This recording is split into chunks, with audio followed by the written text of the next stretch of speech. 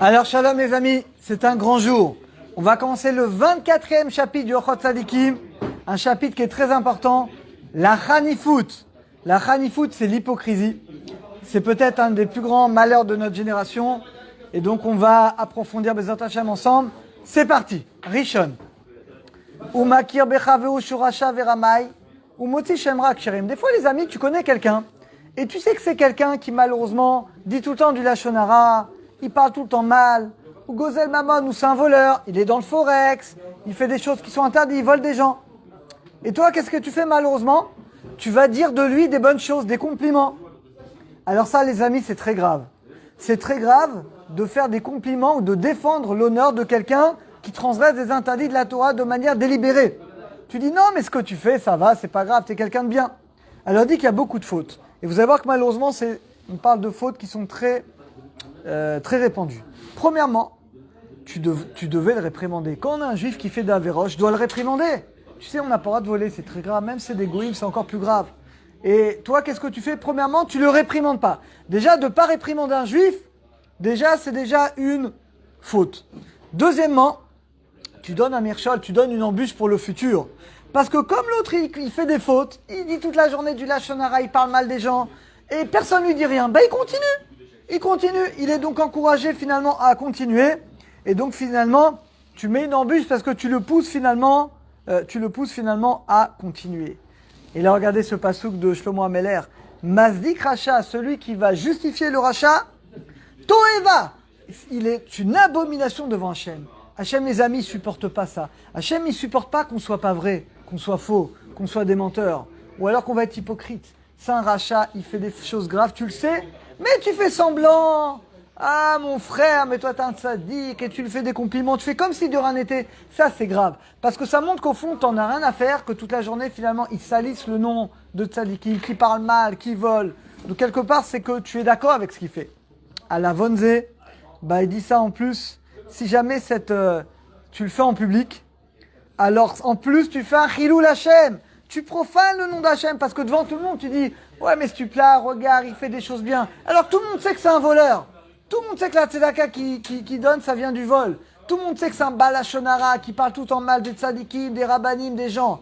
Et toi tu le défends, tu dis que c'est quelqu'un de bien. En plus de Averot que tu as fait, tu as profané le nom d'Akadosh Baruch Hu.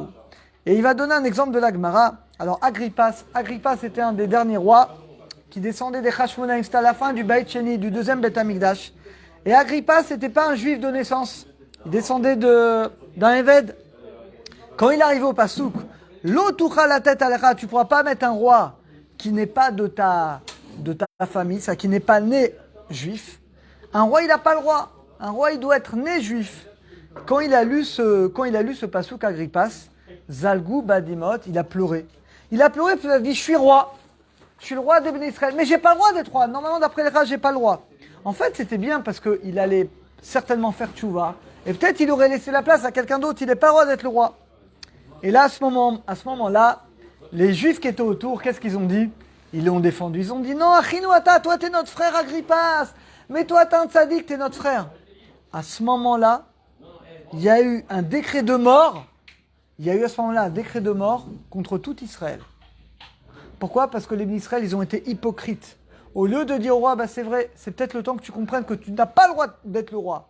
Même si tu es un tzaddik, mais tu n'as pas le droit d'être le roi. Donc laisse la place à quelqu'un d'autre, un descendant d'Yehuda, c'est eux les rois. Eh bien, ils ont dit, on va lui faire des compliments pour qu'il soit gentil avec nous. Eh bien, vous vous rendez compte, il y a eu un décret de mort contre les Israël. Et ça a entraîné finalement la mort de millions de juifs, la destruction du temple et beaucoup de mauvaises choses.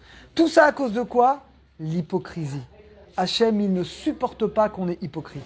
Chéni, ceux qui ont le livre, c'est 163. Ah, Meshaber, Racha, Bifne Ben Adam, quelqu'un qui va louer un rachat devant d'autres personnes. Devant lui ou pas devant lui. Afapi, chez le Hasdikoto, Alma, Savarim, même si finalement, je ne vais pas justifier ses mauvaises actions, mais je vais dire, Ishtov, c'est un homme bien. Eh bien, c'est très grave. Comment tu veux dire qu'un homme qui transgresse la Torah, c'est un homme bien? Osve Torah, il est lourd rachat. Il dit Shlomo Ameler, celui qui abandonne la Torah, il loue le rachat. Les amis, quand quelqu'un loue le rachat, ça montre que lui-même a un rachat. Ça montre que lui-même, il n'est pas intéressé par le kavod de la Torah.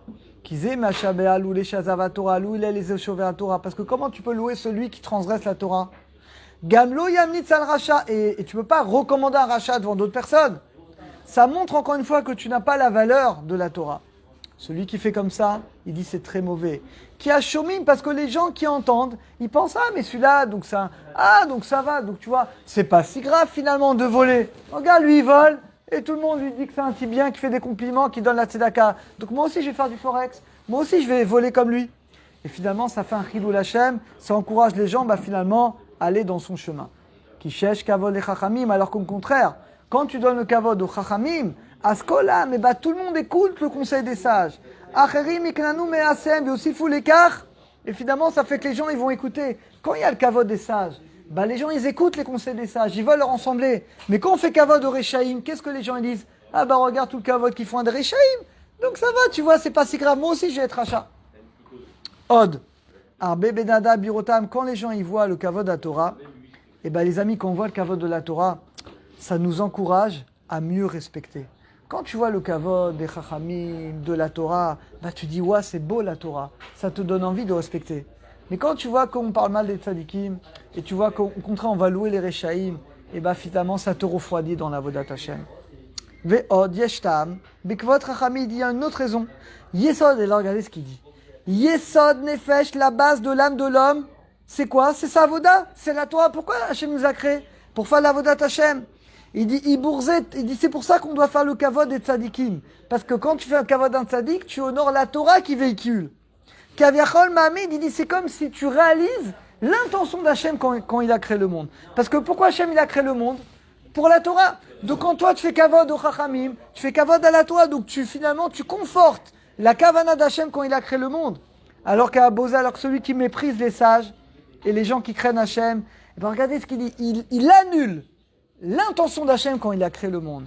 Hachem, en disant finalement, tu dis, quand tu fais honte, tu méprises les sages, les shivotes, à quoi ça sert, et de toute façon, etc. Qu'est-ce que tu montres qu'au fond, la Torah, c'est pas l'essentiel. Au fond, Chazécham, l'essentiel, c'est pas la Torah. L'essentiel, c'est gagner de l'argent. L'essentiel, c'est de kiffer. L'essentiel, c'est je sais pas. Les amis, c'est ça qu'on véhicule comme message. Alken, et Chabdou, Ovda, Kadosh Bokhu, c'est la raison pour laquelle on doit honorer le nom d'Hachem. L'Odia, pour savoir que l'essentiel, c'est la Vodat Hashem. Aval bekibud areshaim. Mais par contre, quand on fait kavod au reshaim, regardez ce qu'il dit. Yesh chilou la Torah. Il y a une profanation du nom d'Hachem. Zouya vera, et dit que ça, c'est une faute qui est impardonnable. Et vous savez, c'est pour ça que vous voyez, dans notre histoire, toujours les grands abanim, ils s'opposaient au reshaim avec beaucoup de force.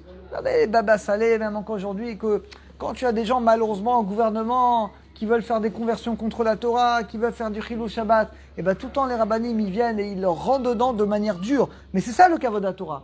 On ne peut pas se taire. Quand des gens veulent profaner la Torah, c'est nous notre obligation de montrer qu'on ne veut pas, on n'est pas d'accord. Et sinon, shtika koda, sinon c'est-à-dire que j'accepte, finalement, je consens. Donc quand je fais du kavod au Rechaim, John, ça montre finalement que je n'ai pas le kavod de la Torah. Et je n'ai pas le kavod finalement des tzadikim. Étant donné que c'est une embûche de faire kavod au Rechaim, Izer Shelo et Saper Tova, c'est la raison pour laquelle on ne doit pas parler bien des Rechaim. Alors maintenant, évidemment, la grande question que vous allez me poser, c'est quoi un rachat? C'est ça la grande question, parce que là, on parle beaucoup de rachat tzadik, mais qu'est-ce qu'on appelle un rachat? Alors évidemment, les amis, que la définition d'un rachat, aujourd'hui, le rov des gens, c'est pas des Rechaim, c'est Tinok Shenishba. Des gens qui n'ont pas été éduqués dans la Torah, ils n'ont pas été éduqués dans les Shivot, ils n'ont pas été éduqués dans une éducation de Torah. Donc aujourd'hui, les gens, c'est de l'ignorance, c'est pas ça un rachat.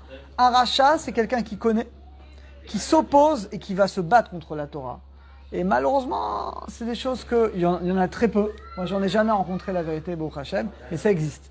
Des gens qui vont se battre pour qu'il y ait les autobus qui fonctionnent Shabbat, pour qu'il y ait des mariages qui ne passent pas par la Rabbanout, pour qu'il y ait des conversions, des réformés. Il y a malheureusement des gens comme ça. C'est ça un rachat. C'est quelqu'un qui veut de manière délibérée, il ne veut pas que la Torah soit réalisée ni en adresse ni dans le monde. C'est ça un rachat. Mais les gens de la rue qui ne font pas Shabbat, qui ne connaissent pas, ceux-là, chas v'sholom, ce n'est pas des Rechaïm, au contraire, il doit les aimer, de les rapprocher de la Torah. Donc on va s'arrêter là pour aujourd'hui. En tout cas, les amis, on doit faire très attention parce qu'on est dans un monde d'hypocrisie. Aujourd'hui, on a un monde, tout passe par l'intérêt, par l'hypocrisie. Je fais un sourire à celui-là, je fais un compliment à celui-là, etc. Il faut savoir que si on se conduit comme ça, eh ben on fait pile le contraire de ce qu'Hachem il attend de nous. La signature d'Hachem, c'est vérité. Nous, on doit être vrai. Et la seule valeur qu'il doit nous dire, si je loue quelqu'un, c'est la valeur de Torah. Mais si jamais, chas v'shalom, c'est pas une valeur de Torah, eh ben on doit savoir qu'on est aux antipodes de ce que la Torah nous demande. Donc Hachem nous aide à être toujours vrai, qu'Hachem nous aide à toujours louer les tzadikim et à toujours dénigrer. Quand on dit dénigrer les rechaïm, parce que si tu le dénigres, tu vas les voir, tu sais que tu n'as pas le droit de dire ça, c'est du lashon hara. Si les amis, vous trouvez le courage de faire ça, et ben là, tu es un vrai défendeur de Kavod HaTorah. Et il n'y a pas de plus grand chesed, parce que quand tu vas voir quelqu'un, bah, tu lui donnes la plus grande chance de faire tchouva. Mais si tu dis rien, tu le laisses raconter du lashon hara toute la journée, du moti shemra, comment il va faire tchouva? Donc les amis, on doit prendre notre courage à deux mains, parler à la personne, trouver les mots avec gentillesse, lui dire en privé, trouver la manière pour qu'il ait une chance d'accepter de faire tchouva. Et grâce à ça, on sera toujours des gens vrais et on sera toujours unis à Kadosh Baruch Hu et à la Torah.